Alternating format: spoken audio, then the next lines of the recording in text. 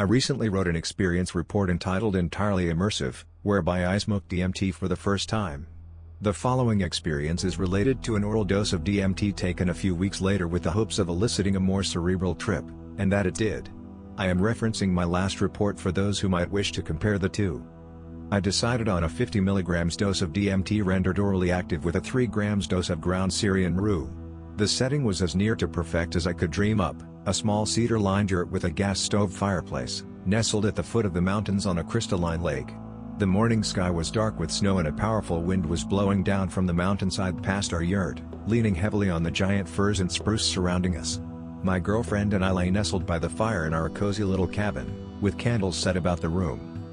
My girlfriend was going to sit for me and had set aside her day to do so. She understands me well and is a talented sitter, so along with a perfect setting, I was feeling confident going into the experience knowing that my needs would be met, no matter where the journey took me. We began the experiment at 11:30 a.m. a couple hours following a light breakfast. D+0. I formed the powdered roux into pellets by blending it with a very small amount of melted butter, and swallowed them with water. I didn't taste a thing. A subtle lightheadedness began to come on after about a half hour, and I was surprised there was no nausea.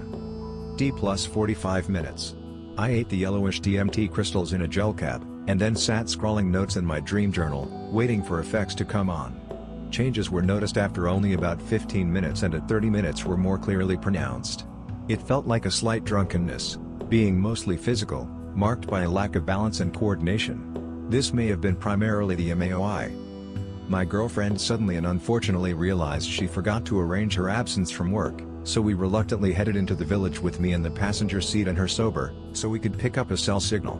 As we made the 14-mile journey, the trip began to come on, and it felt surprisingly like mushrooms.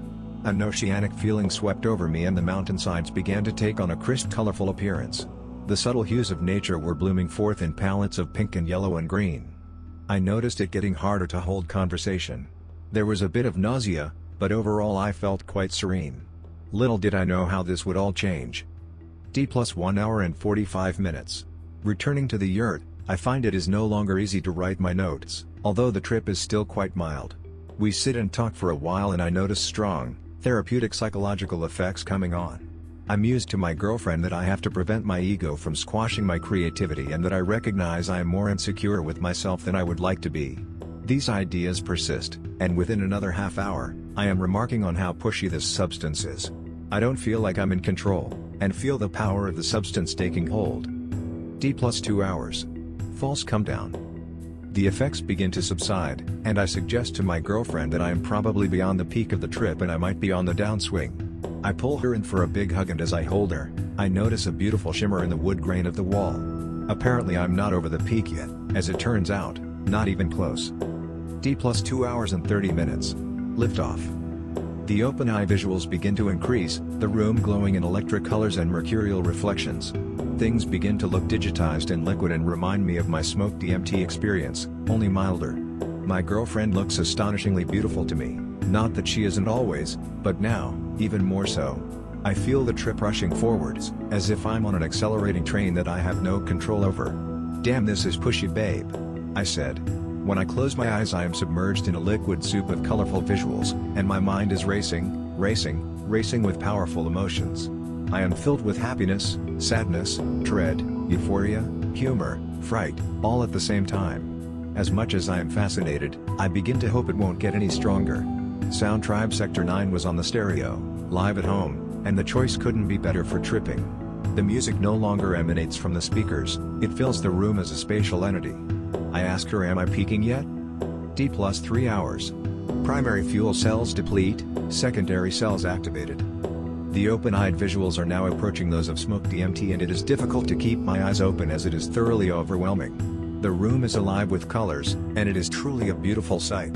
I feel a strong male presence, not an entity, a presence, and the message is clear, I am not in control here.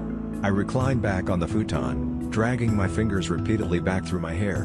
My eyes are gushing water, and my mind feels like it is hurtling through an emotional vortex at 1,000 miles per hour. My teeth are chattering and I am releasing a long nonsensical utterance, which amounted to nothing less than internal energy trying to escape my body. I am both terrified and overjoyed.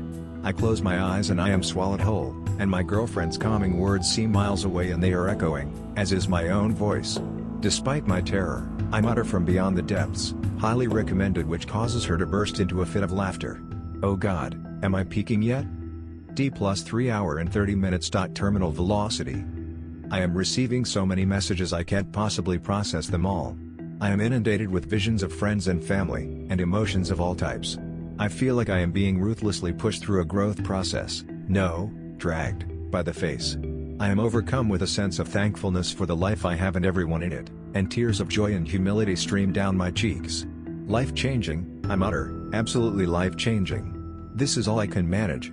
I feel humility in a way I have never felt it before, and despite my fear, I know it is all for the better. Oh God, please tell me I am peaking.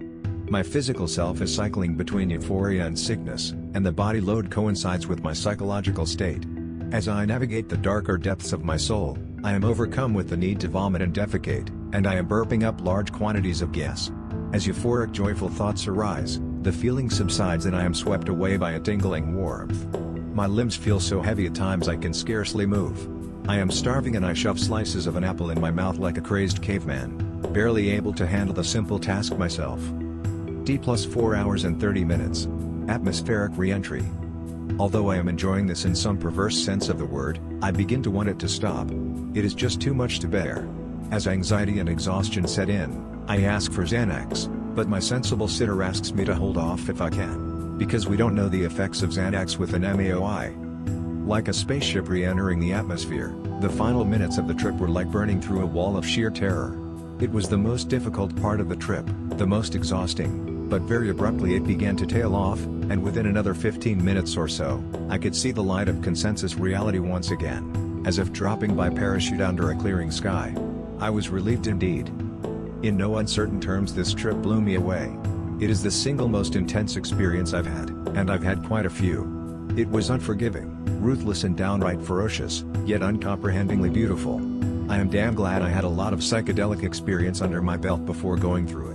I also have my faithful girlfriend to thank, as she was integral to the control of this situation. It was a beautiful, life-changing experience for me. It left me feeling profoundly thankful for my life, my friends and family. I was given clear visions with respect to my life, where it is headed, and what I should and should not be doing with it. I have been humbled. I will do it again for sure, I just don't know when.